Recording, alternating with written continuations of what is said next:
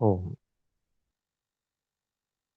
योग दर्शन के समाधि पाद के 41 सूत्र हम पढ़ चुके हैं।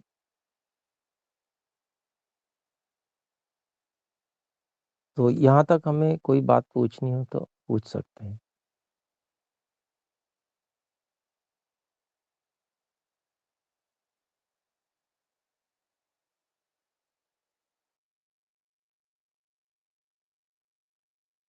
ओम। तो समापत्ति का विषय हुआ। समापत्ति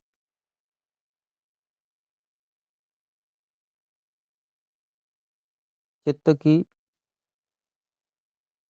जो है वह तदाकारता, उसी को समापत्ति कह रहे हैं।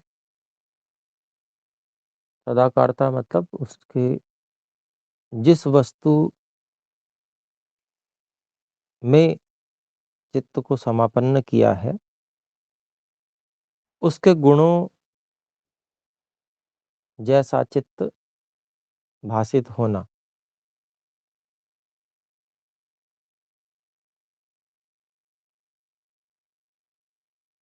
तो समापत्ति का अनुभव सामान्य रूप से हम हर समय करते हैं। अर्थात समापत्ति केवल एकाग्र अवस्था में ही होती हो ऐसा नहीं है। समापत्ति सामान्य रूप से भी विक्षिप्त अवस्था में भी रहती है। मूड को छोड़ दें तो शेष में परिवर्तन ज्यादा होता है, अधिक होता है। इस कारण से विशेष ज्ञान नहीं होता है, सामान्य ज्ञान रहता है और उसमें अनेक भ्रांतियां भी रहती हैं।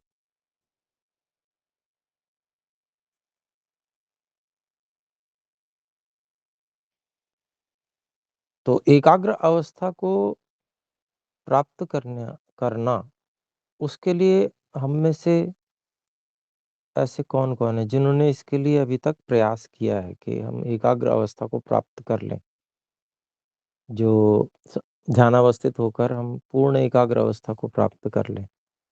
तो क्या हम में से अभी तक किन्हीं ने प्रयास किया है और कोई अनुभव बना हो तो उसको अगर आप शेयर करेंगे तो उससे सबको लाभ होगा। जी भाई अजीत जी कृपया बोलें। सबको सादर नमस्ते।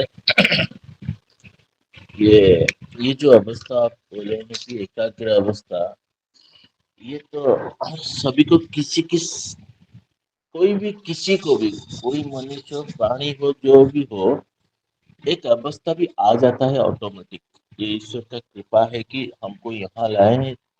लेकिन जब हम पूरा का पूरा अष्टांग योग में आते हैं, जहाँ नियम, आसन, प्राणायाम, अ, इसको पहले पूरा का पूरा सूचित करके 100% 100% इसमें अगर अभ्यास हो जाएगा, तब हम आगे चले पाएंगे।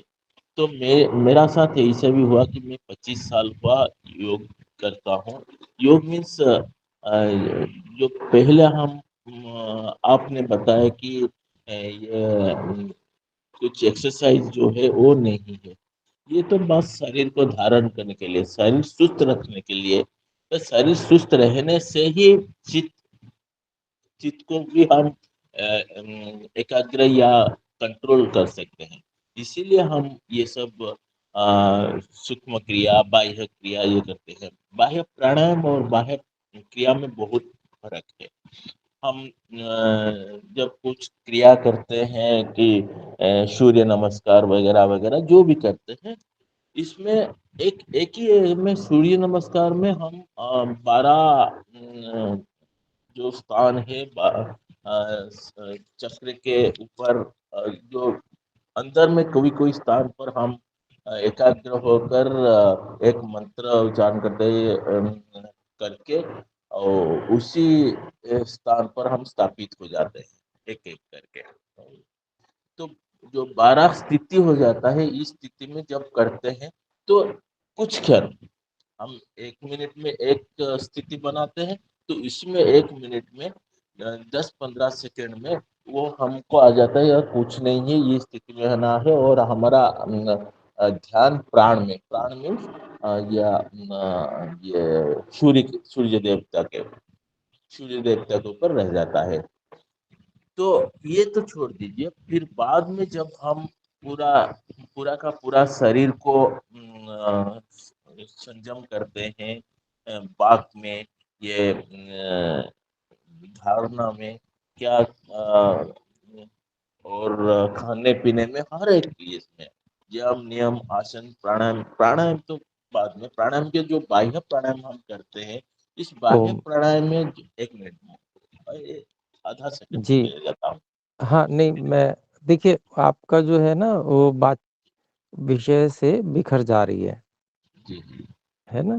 तो जो विषय है उस पे अगर बोलेंगे तो जैसे ठीक प्रश्न है। ये किया मैंने कि समझ। ध्यानावस्थित होकर क्या आपने कभी प्रयास जी किया है? जी जी, मैं, हाँ, ध्यानावस्थित होकर और उसमें ऐसा प्रयास किया हो कि क्या भई हम बिल्कुल एकाग्र हो क्या जाएँ? अनुभूति हुई? हाँ, ये आधा जी, आधा उस सेकंड में उस बताएँ। तो जब हम ध्यान में आ जाते हैं, धारणा में आ जाते हैं, तो हम खुद को ऐसे करते हैं, कुछ-कुछ नया, कभी पीला रंग, कभी ब्लू रंग, ऐसे-ऐसे आ जाता है।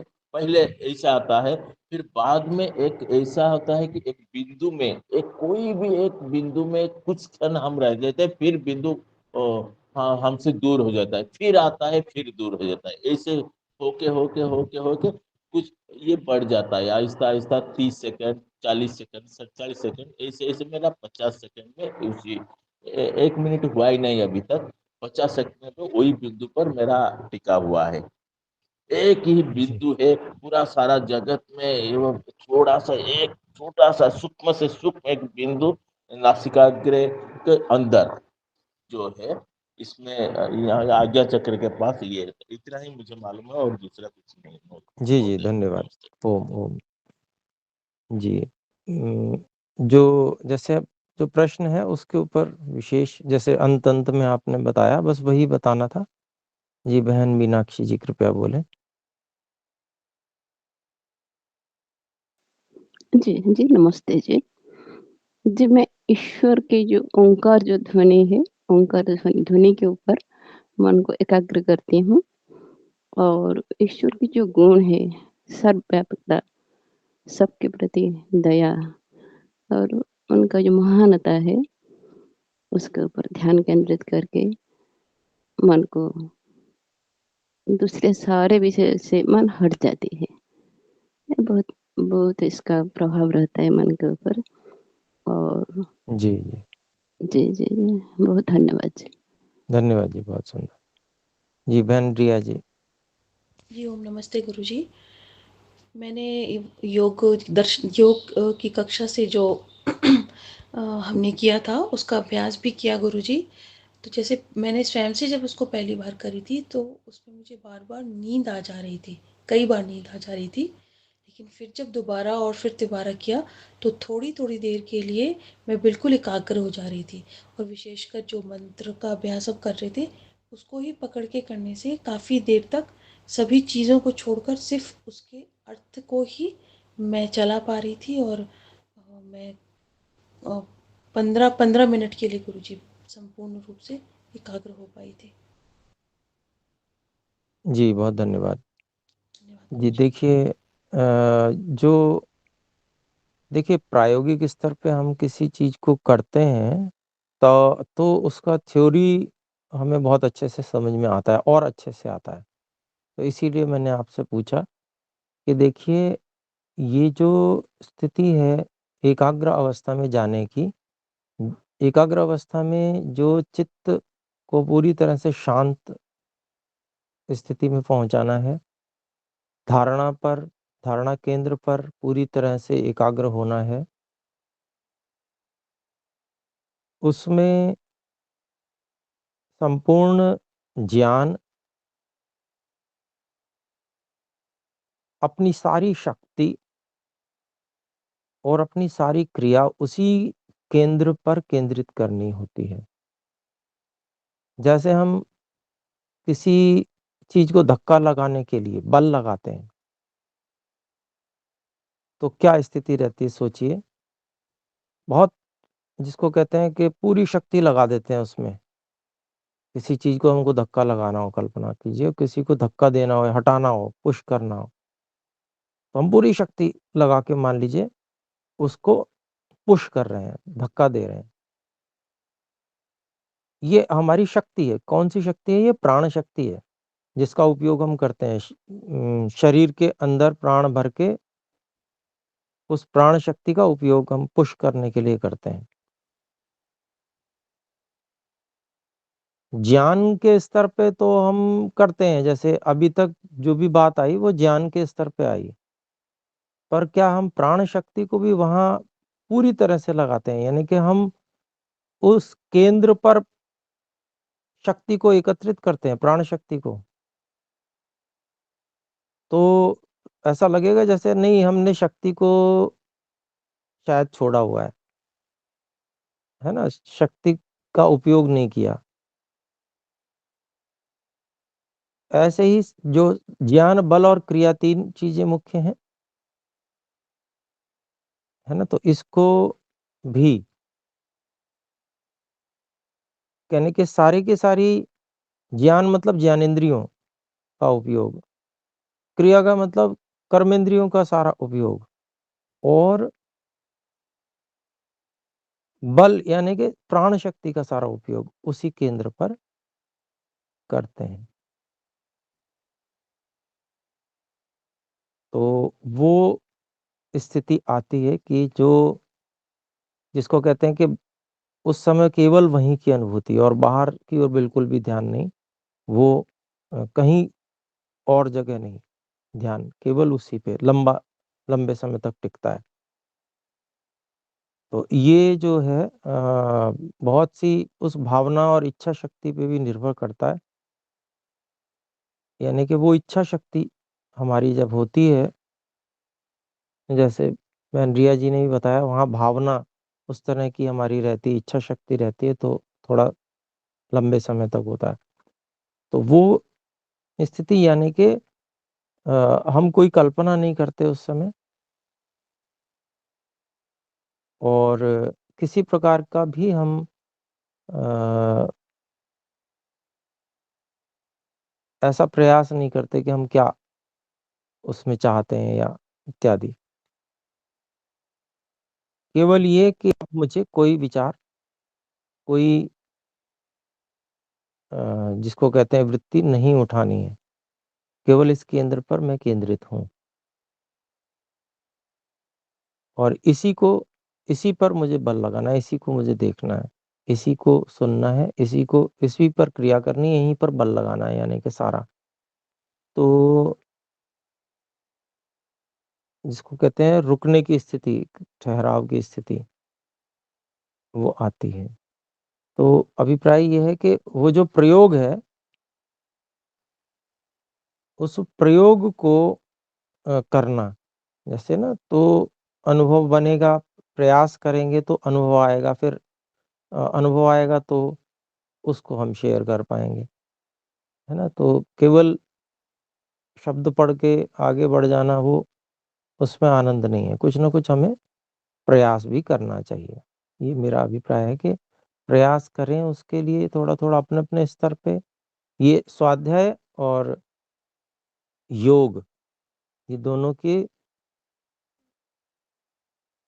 सम्मेलन से, यानी कि हम स्वाध्याय करते हैं, पढ़ते हैं और उसका प्रयोग करते हैं, योगाभ्यास करते हैं, यानी कि ध्यानावस्थित होकर प्रयोग प्रयोग करते हैं, तो उससे जो है निश्चित रूप से हम आगे बढ़ेंगे, समझ में भी बहुत अच्छे से आएगा। भाई अजीत जी कुछ कहना चाहते हैं? बोले।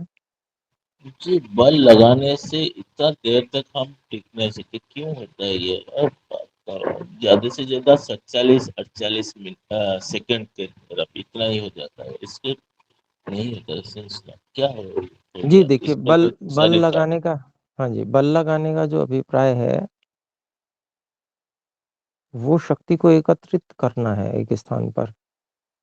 जैसे हम कहीं भी बल लगाते हैं किसी कार्य को करने के लिए, तो वहां पर बाहरी और धक्का लगा रहे हैं तो हम बहुत ज्यादा देर नहीं लगा पाएंगे, शक्ति उतनी है, थक जाएंगे। तो वही शक्ति जो है, जब हम इच्छा शक्ति के साथ में कि हमको ये एक जगह पे एकाग्र होना है, रहना है, और उस शक्ति को हम वहां पर लगाते हैं, उस केंद्र पर केंद्रित करते हैं, तो वो कहीं बाहर की ओर नहीं लग रही है, वो शरीर में कहीं अंदर ही लग रही है। जो भी हमने चाहे कंठ बनाया हो धारणा केंद्र, चाहे हमने आ, अब नासिकाग्र भी बनाया है, तो वहाँ नासिकाग्र का अभिप्राय, हम आंखें खोल के नासिकाग्र को नहीं देखते हैं, वो अंदर ही है शरीर के। ऐसे ही चाहे भ्रिकुटी है, भ्रिकुटी यानी कि भ्रू मध्य, वहां भी हम कोई आंखें खोल के या इस प्रकार से नहीं देखते हैं, वो भी शरीर के अंदर ही है ना। तो अभिप्राय क्या है कि वो जो शक्ति को केंद्रित करना है, प्राण शक्ति को, उससे हमें थोड़ा बहुत ऐसा लग सकता है कि जैसे कुछ दर्द हो रहा है, या कुछ इस प्रकार का भी अनुभव हो सकता है। वो आरंभिक लक्षण है, धनात्मक लक्षण है, उससे कोई हानि नहीं है। हम उसको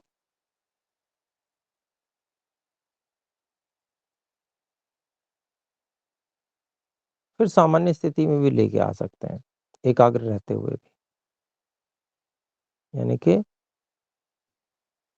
मान लीजिए आरंभ में दर्द होता है कहीं पर, तो हमने एक बार हट गए वहां से, फिर उसके बाद दोबारा वहीं प्रयास किया, तो ऐसा होगा कि जो हमारी शक्ति है उसको वहां पर जिसको कहते हैं कि प्राण मिलना, शक्ति मिलना आरंभ हो जाता है। दर्द किसी भी स्थान पे क्यों होता है?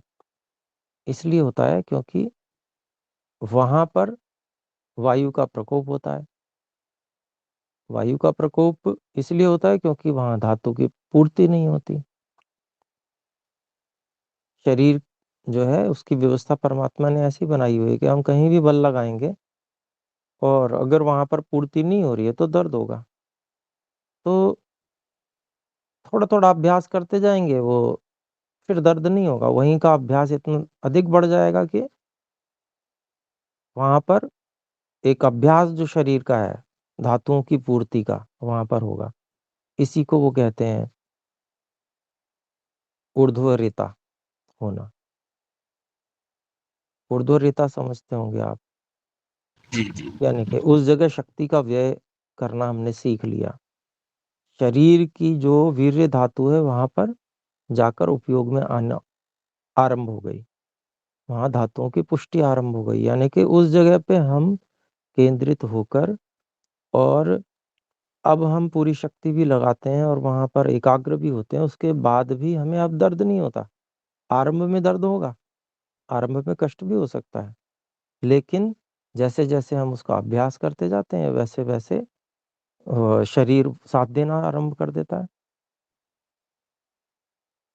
तो अभिप्राय क्या है कि ये अनुभव की बात है। जैसे आपने थोड़ा प्रयास किया तो आपको अनुभव आया कि वहां पर हमें कष्ट होता है, या हम जो है नहीं कर पाते हैं। फिर हम, एक बात तो ये हुआ कि हमने छोड़ दिया कि अब हमें तो कष्ट होता है, हम छोड़ दें। एक कि नहीं, हम एक बार कष्ट हुआ दोबारा प्रयास करेंगे, तीसरी बार प्रयास करेंगे, धीरे धीरे एक समय ऐसा आएगा कि उसका अभ्यास हो जाएगा। जी बोले अजीत जी। जी, एक शंका है इसमें। ये है एक, कि हम जो पहले पहले तो ये दर्द हो जाता था, अभी कुछ सेकंड के बाद ये दर्द नहीं रहता। लेकिन ये बोलते हैं कि जब हम रुक देते हैं कि, जैसे बोलते हैं कि बाह्य प्राणायाम और एकाग्र इसी अवस्था में ज्यादा सर दिखने से अच्छा कुछ हानि नहीं होगा क्या? ज्यादा से ज्यादा होने से ये सीवीडी कार्डियोवास्कुलर में कुछ हानि नहीं होगा तो? कभी कभी तो हुआ ही नहीं मेरे लिए, लेकिन आगे कुछ नहीं होगा तो? उम्र ज्यादा होने से, आहिस्ता आहिस्ता बढ़ जाने से। जी देखिए, बाह्य प्राणायाम की बात आपने की। बाह्य प्राणायाम बिल्कुल आरंभ की आवश्यकता है। हर समय प्राणायाम नहीं होगा, वो जब आप और हम एकाग्र होते हैं उस समय श्वास और प्रश्वास की गति अपने आप ही इतनी धीमी हो जाती है, स्वतः ही हो जाती है वो, वहां पर फिर प्राणायाम की अपेक्षा नहीं होती है। स्वयं ही वो स्थिति बहुत अधिक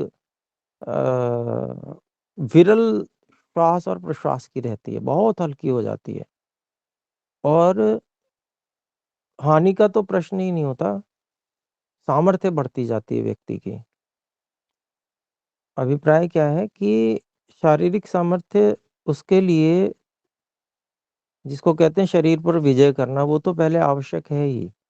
आहार, अन्नपान, आहार विहार में संयम, है ना, उचित मात्रा, शरीर का निरीक्षण करना, शरीर में क्या स्थिति है, क्या संतुलन में है अथवा नहीं है ना, कौन सी ऋतु चल रही है, क्या करना है।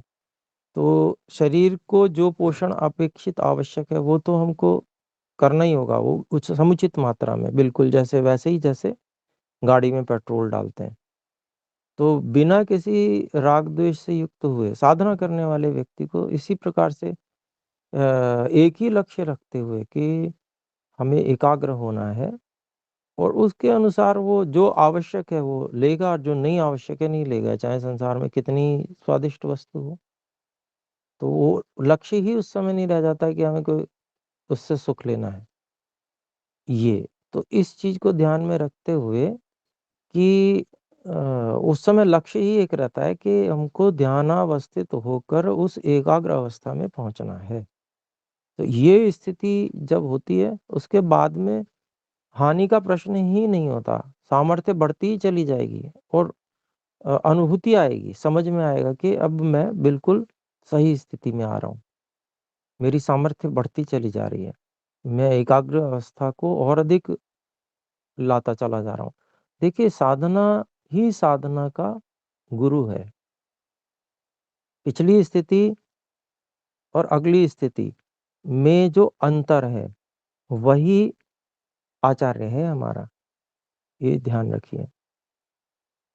योग एव योगस्य उपाध्याय, ये मैं नहीं बता रहा अभी यहाँ आया या नहीं आया पीछे, अब आएगा शायद आगे, है ना। तो ये महर्षि व्यास जी ने बताया है, वो भी यही बात कहते हैं और हमको हमारा अनुभव भी यही कहता है कि दूसरा कोई किसी को नहीं सिखाता। मैं तो आपको यहाँ शब्द पढ़ा दूंगा, बता दूंगा, लेकिन जो करना है ना अपने स्वयं करना है, प्रयोग करना है, उसी से हमारी उन्नति होगी।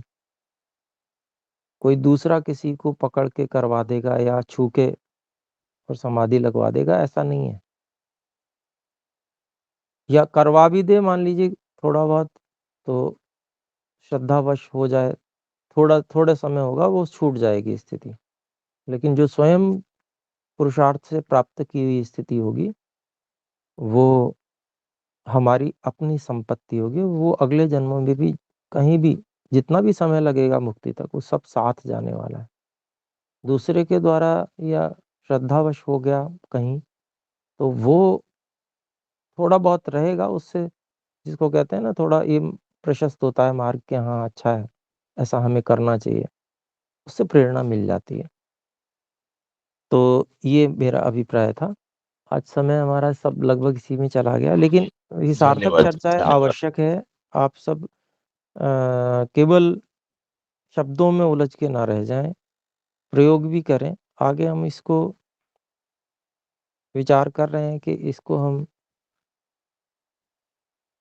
प्रायोगिक रूप से भी करें, उसके लिए निर्देश भी हो, तो इस पे भी कार्य करेंगे आगे। लेकिन ये है कि हम पढ़ते पढ़ते, क्योंकि देखिए कक्षा में पढ़ रहे हैं और ऋषियों की वाणी हमको पता चल रही है, तो उसके अनुसार हम लोग कार्य करेंगे, पुरुषार्थ करेंगे, तो उससे विशेष सफलता प्राप्त होगी।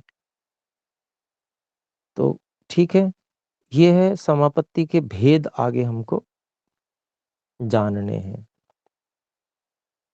तो अब 42वां सूत्र है हमारा, समापत्ति की में होता क्या है वो हमने इसमें समझा कि गृहीता, ग्रहण और ग्राह्य, है ना, जो तीनों विषय हैं, सूक्ष्म और स्थूल, सभी प्रकार के विषय हैं। वहां पर जो चित्त की समापत्ति होती है वो तदाकारता होती है, उन गुणों से युक्त होना होता है। और वहां संकल्प से विषय को बनाना पड़ता है। ये भी मैंने बताने पिछली कक्षा में भी समझाने का प्रयास किया था। ये जितना भी खेल है वो संकल्प का खेल है। जितना भी कुछ है वो संकल्प है। संकल्प करके और उसको और दृढ़ संकल्प को करके कार्य करना, वही हमारा कार्य है। शेष तो प्रभु की सहायता, ईश्वर की सहायता है। और जितना दृढ़ हमारा संकल्प होगा उतनी ही तीव्र और ईश्वर की कृपा, सहायता, दया ये अपने को प्राप्त होगी। पहले परोक्ष रूप से होगी, प्राण के माध्यम से होगी, और फिर आगे जाके सीधी सहायता भी मिलेगी। तो ये अपने को जब अनुभव रहता है, समझ में आती रहती है बात कि ये जो कृपा है, ये दया है, ये ईश्वर की ही हमें प्राप्त हो रही है, तो जो समर्पण भाव है वो अच्छा रहता है। प्रणिधान, ईश्वर प्रणिधान बढ़िया ढंग से हम कर पाते हैं और समझ बनती है। एक प्रसन्नता का भाव रहता है कि हे ईश्वर आपकी सहायता मुझे मिल रही है। तो ये एक भाव जो होता है साथ में, ये विशेष उन्नति का कारण बनता है। तो अब समापत्ति के भेद बता रहे हैं। उसमें 4 भेद हैं। उसमें पहला भेद है 42वें सूत्र में, हम देखते हैं तत्र शब्दार्थ ज्ञान विकल्पैः संकीर्णा सवितर्का समापत्ति।